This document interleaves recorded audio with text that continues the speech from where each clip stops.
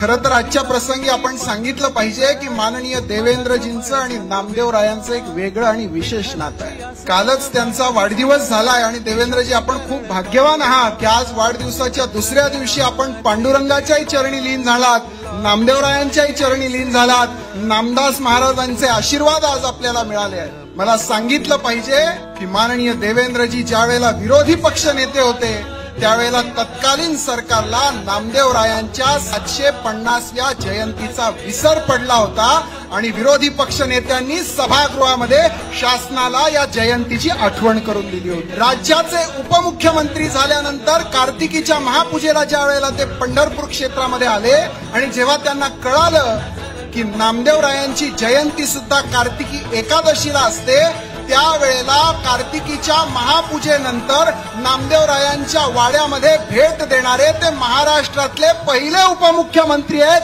की ज्यांनी नामदेवांचं दर्शन घेतलं।